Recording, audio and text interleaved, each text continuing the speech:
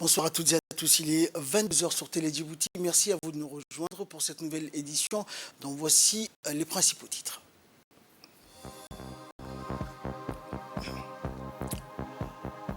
Passation de la présidence de l'IGAD au président de la République de Djibouti hier lors du 14e sommet ordinaire de l'IGAD au Djibouti Palace Kempinski.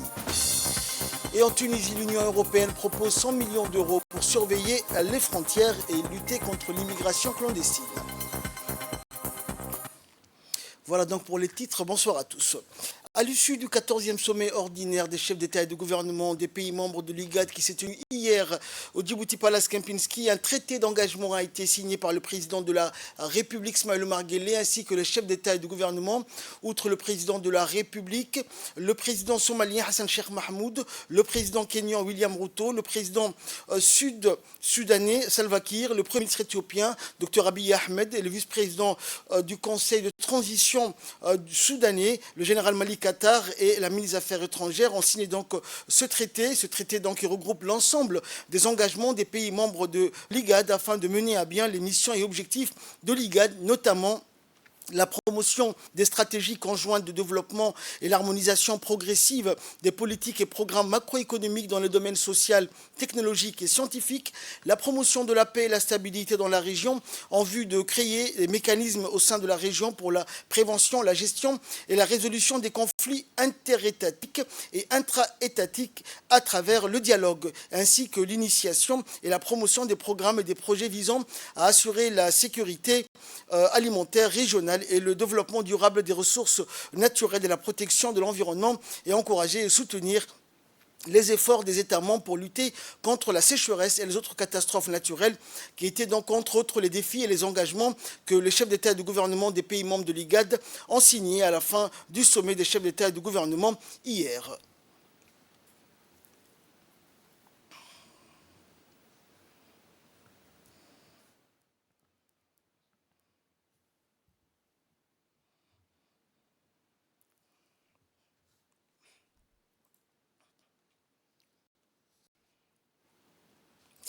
Et le sommet d'hier a désigné 3 pays pour suivre le dossier sur la question du Soudan. Et il a été convenu donc, comptant chef d'État et chef de délégation, d'élargir les 3 pays et ajouter un 4e pays en admettant l'Éthiopie parmi le quartet. L'Éthiopie donc qui fera partie, donc, selon la déclaration finale du sommet, qui fera partie des 4 dirigeants qui assisteront l'IGAD sur la question du Soudan. Il a été donc convenu également que Salva Kiir étant désormais le vice-président de l'organisation, le Kenya assurera la présidence de ce quartet, pays formé donc sur la question concernant la situation au Soudan. Et en ce qui concerne le Soudan, le quartet donc a été d'accord en tant que chef d'État et de délégation pour dire que la question du Soudan était grave, sérieuse et urgente. C'est pourquoi donc il a été décidé que les pays du Kenya, de l'Éthiopie, du Sud-Soudan et de la Somalie se réuniront dans les 10 prochains jours avec le général des armées soudanais, Burhan, et le chef des forces rapides soudanaises, Dagalo, pour parler donc directement au nom de l'IGAD en vue d'arrêter la guerre qui fait rage au Soudan, de mettre un terme à toutes les hostilités et s'assurer donc d'un engagement de leur part de mettre fin à la guerre afin donc de pouvoir sauver la vie des citoyens soudanais. Le sommet donc du 14e session ordinaire de l'Assemblée des chefs d'État et de gouvernement des pays membres de l'IGAD a été marqué également par la passation de la présidence de l'IGAD au président de la République, Ismaël Omar Guelleh.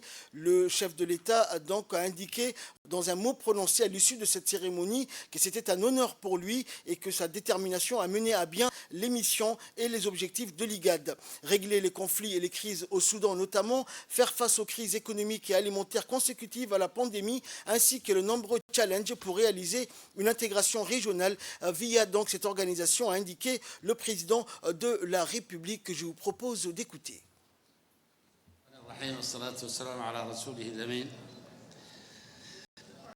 Mesdames et messieurs, au nom du gouvernement et du peuple de la République de Djibouti, je suis ravi d'accepter la présidence de l'Assemblée de l'IGAD. C'est un honneur que vous, chefs d'État et de gouvernement et chers frères, m'avez accordé ainsi qu'à mon pays. Je mesure l'honneur et la responsabilité qui s'attache à la confiance que vous venez de m'investir afin de conduire aux destinées de notre organisation pendant un an. Je vous en remercie et vous assure de mon engagement sans faille à travailler de concert avec tous les pays membres dans l'exercice de mon mandat. Je voudrais tout d'abord féliciter le président sortant, Son Excellence Général Burhan, du Conseil souverain du Soudan, pour son leadership malgré des conditions difficiles. Ma gratitude va également au secrétaire exécutif, notre frère Dr Workene Devayo, et l'ensemble de ses collaborateurs pour la manière efficace avec laquelle il continue à gérer les affaires du secrétariat de l'IGAD. Presque 4 décennies après sa création, nous pouvons être fiers des progrès accomplis par notre organisation. En même temps, nos défis restent nombreux et pressants. Au cours de cette présidence, je m'attacherai à mener à bien la lourde tâche qui m'est confiée en avançant dans la poursuite et la réalisation des objectifs que s'est fixé notre organisation à travers sa vision 2050. Il s'agit de consolider de prime abord la paix et la sécurité dans notre région, condition préalable au développement économique et à l'intégration régionale. Conscient de ce défi sécuritaire, je m'engage à ne ménager aucun effort pour notre région puisse faire face aux menaces et parvienne à une paix et une stabilité durable. La situation alarmante qui prévaut au Soudan est au centre de nos préoccupations et je peux vous assurer de ma totale disponibilité au sein de la Troïka au quartet, afin de trouver une solution rapide à ce conflit. Nous nous réjouissons des progrès accomplis par la Somalie ces dernières années, ainsi que la tenue des élections parlementaires et présidentielles. Enfin, une autre question que j'estime essentielle durant mon mandat et surtout avec votre appui est le renforcement de la capacité institutionnelle de l'IGAD pour un fonctionnement optimal. Nous avons en effet déjà engagé de nombreuses réformes importantes qui devront, pour le bien de notre organisation, être mises en œuvre rapidement. Je peux vous assurer que la défense et la promotion des intérêts de notre institution seront tout au long du mandat qui me choisit au cœur de mes préoccupations.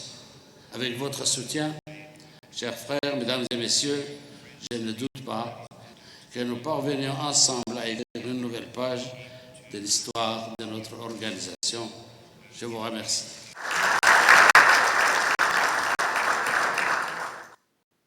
À l'issue de ce 14e sommet, le président de la République Ismaël Omar Guelleh et le président somalien Hassan Sheikh Mahmoud, le président kenyan William Ruto ainsi que le premier ministre éthiopien ont procédé à la plantation d'arbres au nouveau siège de l'IGAD qui est en cours de construction.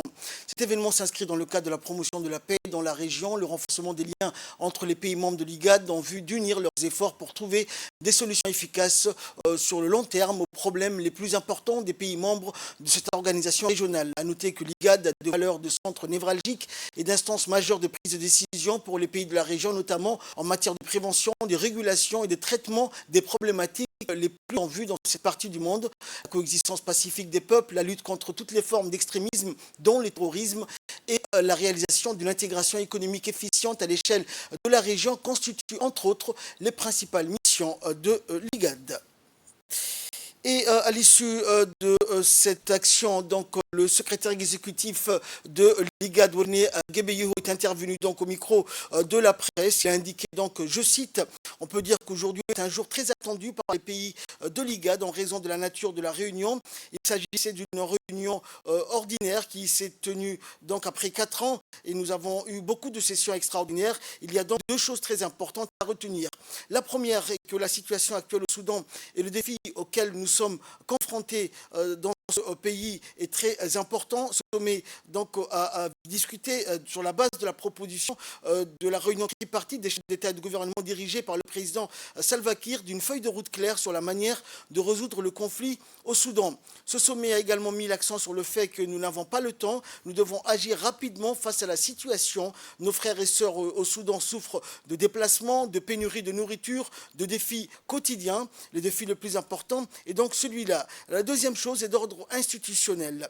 Et nous avons approuvé le traité de l'organisation qui est l'une des composantes les plus importantes de l'organisation qui stipule que le règlement et tout ce qui concerne l'organisation. L'autre moment fort est la passation de la présidence de l'IGAD au président de la République de Djibouti. Il va jouer un rôle pivot pour le développement et le renforcement de cette organisation pour être une organisation fondée sur des règles et une organisation qui travaille avec prévisibilité.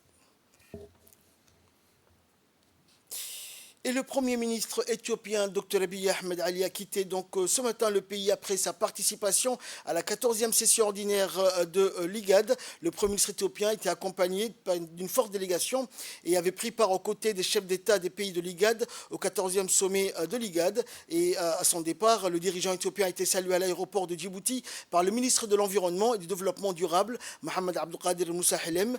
Et le président du Soudan du Sud, également Salva Kiir, a quitté aujourd'hui le pays après avoir participé à la 14e session ordinaire des chefs d'État et de gouvernement des pays de l'IGAD. À son départ, le président Salva Kiir a été salué par le ministre de la Justice, Ali Hassan Bahdon. Ensuite, le président de la République fédérale de Somalie, Hassan Sheikh Mahmoud, a quitté le pays après sa participation toujours à ce 14e sommet ordinaire de l'Assemblée des chefs d'État et de gouvernement des pays membres de l'IGAD. Et enfin, le vice-président du Conseil de transition du Soudan, le général Malik Akar, a quitté le pays à destination de son pays, rappelant que ce 14e sommet ordinaire de l'IGAD a débouché entre autres décisions phares sur l'élection du chef de l'État djiboutien Ismaël Omar Guelleh à la tête de la présidence tournante de l'organisation régionale.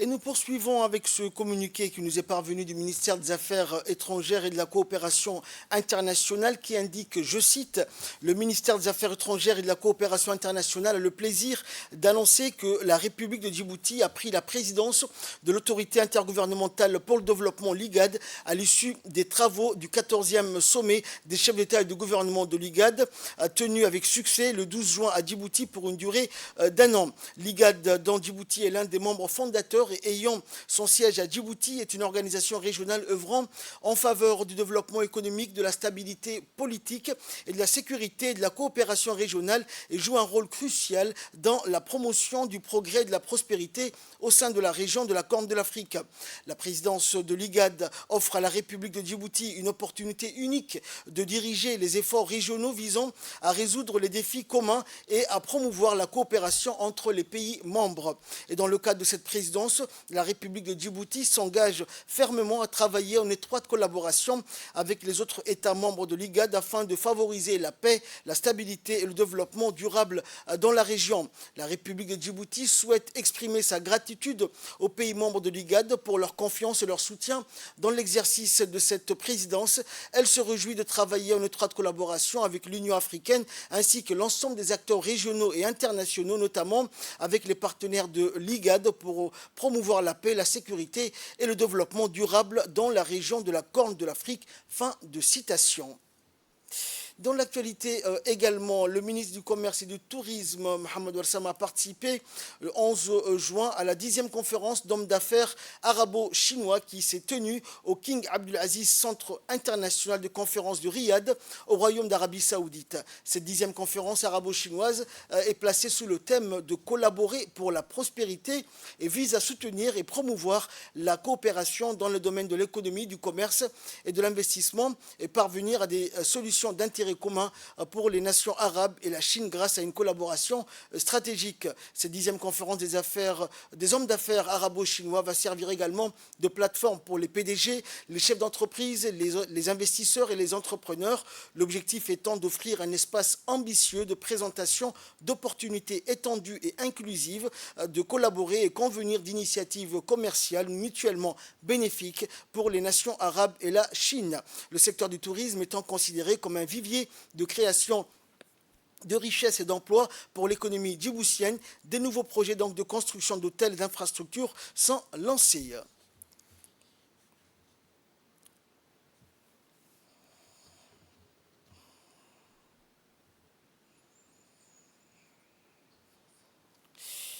La cérémonie de départ du 6 mai China Tower s'est tenue donc le 11 juin dernier au Djibouti International Exhibition Center. En effet, China Tower clôture la première année de formation des jeunes entrepreneurs du Centre d'innovation et d'excellence maritime CIM. Le projet CIM est un projet de renforcement des capacités à but non lucratif visant à autonomiser le leadership et l'entrepreneuriat des jeunes à Djibouti, contribuant ainsi à la vision 2035 de Djibouti. De plus, ce projet participe à la promotion du secteur privé et des innovations et à la création d'emplois. Parallèlement, le projet couvre également la région élargie de l'Afrique de l'Est et vise à promouvoir la numérisation et la connectivité régionale. Les jeunes entrepreneurs djiboutiens et des pays d'Afrique de l'Est visiteront ainsi 4 grandes villes en Chine, Beijing, Hangzhou, Yui et Shenzhen, afin de créer des liens et des contacts pour renforcer leurs recherches sur le terrain et mise en réseau en Chine.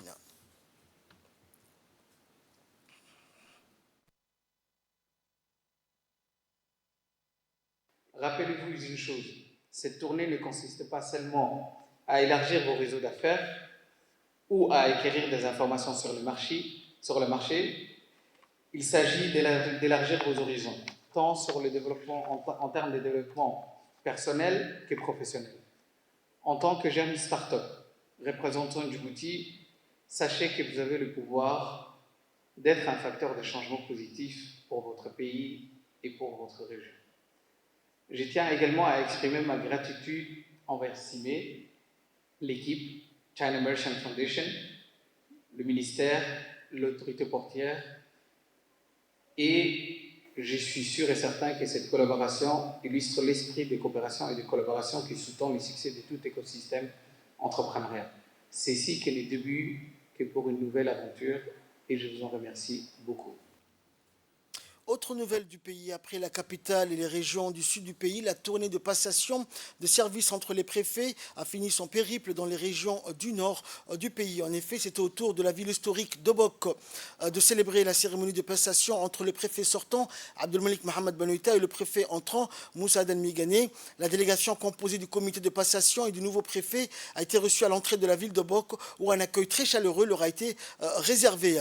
À l'arrivée, donc, le nouveau préfet Moussa Aden Migane fut accueilli chaleureusement par le préfet sortant Abdelmalik Mohamed Benoïta, le président du conseil régional d'Obok Mohamed Ahmed Ismail, ainsi que les parlementaires, dont les honorables Ali Ahmed Hassan et Kamel Ahmed Ahmed, aux dignitaires de la région d'Obok, une foule immense composée d'hommes et de femmes et de jeunes d'Obok représentés par leur dynamique président Moussa Hassan Haïsama ont accueilli le nouveau préfet de la région d'Obok.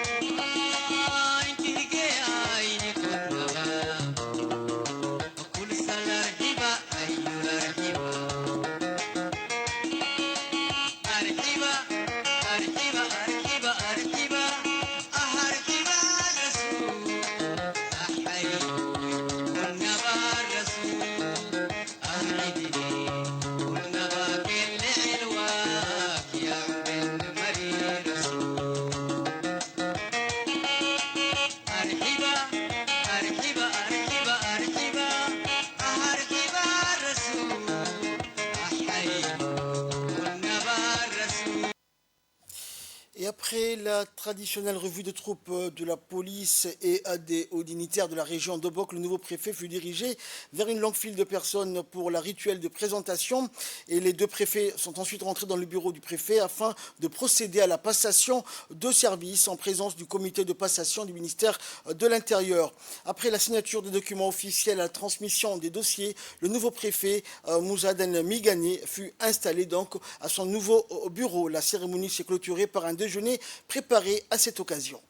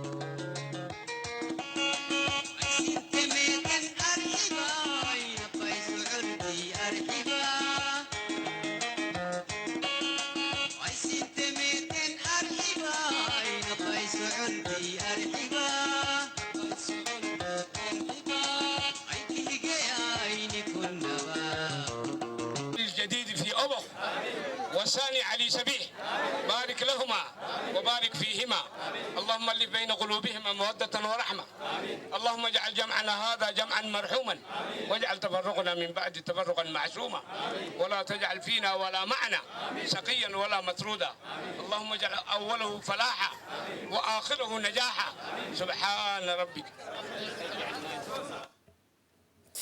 Et nous restons dans le nord du pays après Obok, direction la ville blanche où le préfet sortant Hassan Dabelé Ahmed et l'ensemble de la population de Tadjoura donc ont accueilli le nouveau préfet de la région de Tadjoura, Mohamed Ahmed Abbas.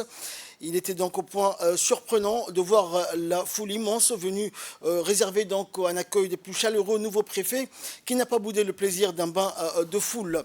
À l'issue de cet accueil, les intéressés ont entamé leur réunion de travail qui a débuté par un briefing tenu par le préfet sortant Hassan Dabelé, notamment sur les affaires courantes, les projets en cours dans la région ainsi que le document à l'ordre du jour de la passation.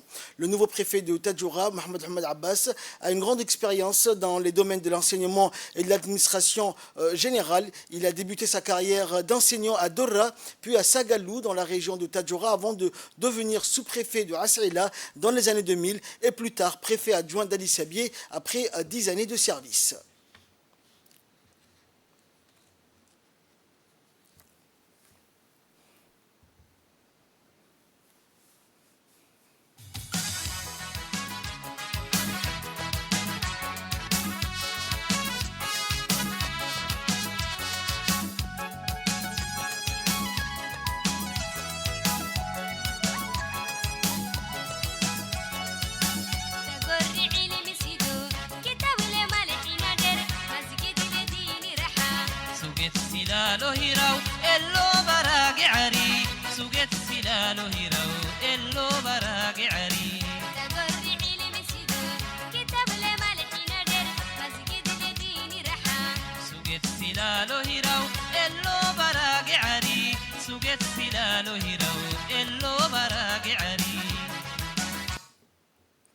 Et après la passation donc, de pouvoir, le nouveau préfet de la région de Tadjoura, Mohamed Ahmed Abbas, a rencontré donc, le sultan de Tadjoura, le sultan Ali Habib, et son vizir. Le préfet donc, a exprimé sa volonté de travailler en étroite collaboration avec les chefs coutumiers de la région. Et de son côté, le Dardar Ali Habib a salué la nomination du nouveau préfet et s'est engagé donc, à travailler en étroite collaboration avec lui pour servir au mieux la région.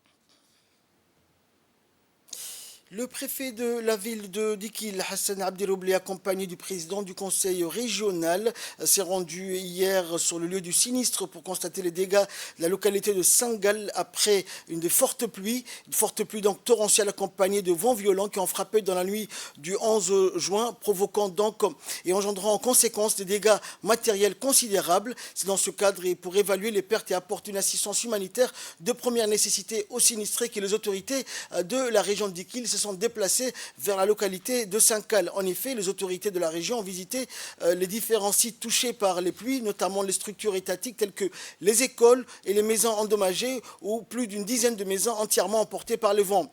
Et le chef du village donc et les responsables coutumiers ont tour à tour pris la parole pour remercier les autorités de la région de Dikil pour leur assistance en vivres. Le nouveau préfet de la région de Dikil, Hassan Abdiroubli, accompagné du président du conseil régional, donc a entamé une tournée générale sur les différents sites qui ont été touchés par ces pluies torrentielles.